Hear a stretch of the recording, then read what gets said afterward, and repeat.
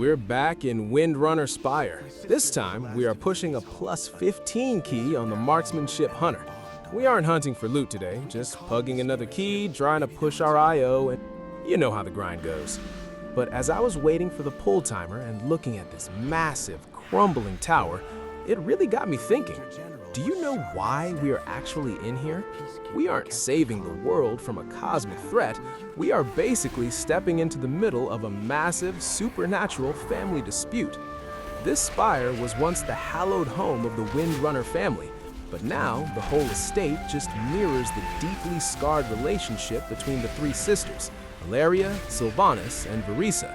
It's less of a fortress and more of a monument to their grief.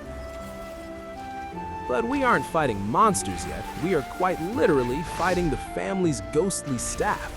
You've got spectral groundskeepers, restless maids, and the old family security detail. They died doing their jobs decades ago, but their spirits are trapped here, still trying to violently maintain the estate. We're dodging arcane blasts, dark magic, and massive protective domes from ghostly hospitality staff who still think they need to keep intruders out of the foyer. It's an absolute nightmare from my aimed shot windows.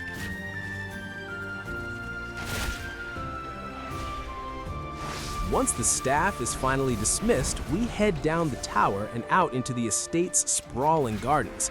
But without anyone to tend the grounds for decades, the ecosystem has gone completely feral. We're suddenly fighting off the corrupted wildlife. Massive territorial dragonhawks are breathing fire down our necks, and we're constantly dodging freezing traps left behind by old scouting rangers. The estate's lynxes have become apex predators, violently leaping through the group to tear into us. We are literally detonating explosive shots across an entire mutated greenhouse just to clear a path. And waiting for us at the end of that feral garden path is the first boss, a massive, fiery beast named Emberdon. Emberdon isn't some evil agent of destruction. Because the grounds were abandoned, she just settled in the ruins looking for a safe place to raise her young. She is literally just a highly territorial mother guarding her nest.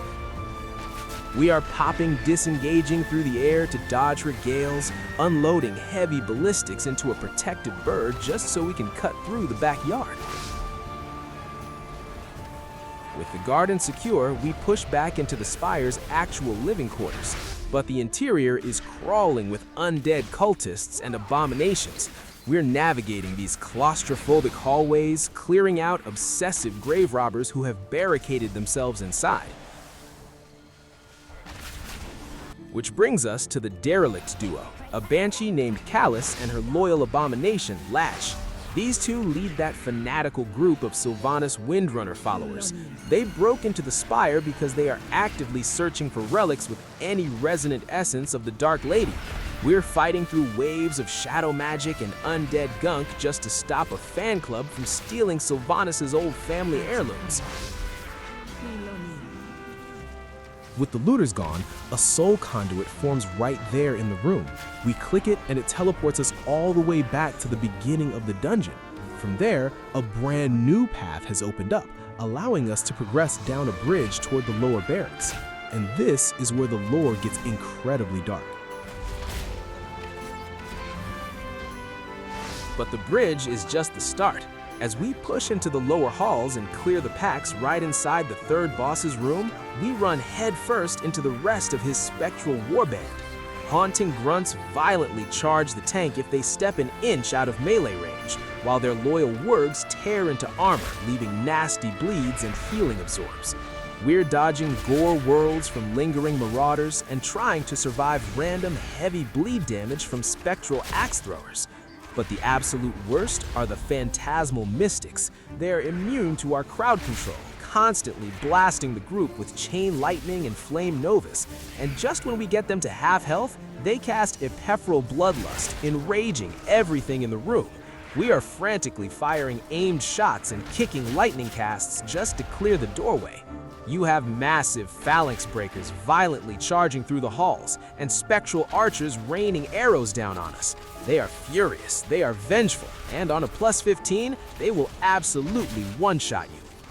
And leading them at the end is Commander Kroluk. He once fought in the Second War, the exact conflict that ended the life of Alleria Windrunner's brother, Lyrith. In her immense grief, Alleria slaughtered any Old Horde she could find. The vengeful spirits of those she defeated now haunt the Spire. When Krolok summons his war party, we are literally fighting the ghosts of Alleria's past war crimes.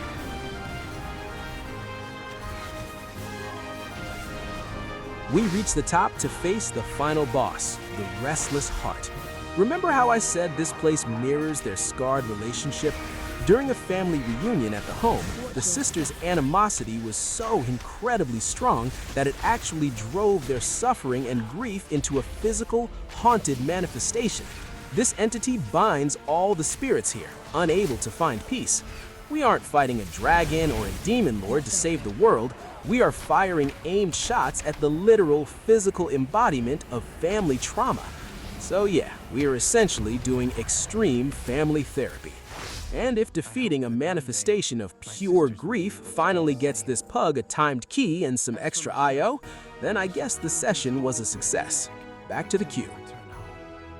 Look, if you made it to the end of the video, you are an absolute legend. Thank you. If you actually enjoy learning the lore while watching me stress out in a plus 15, do me a huge favor and hit subscribe. We've got a lot more WoW Midnight content coming. Let me know down in the comments, what is your all-time favorite dungeon for lore?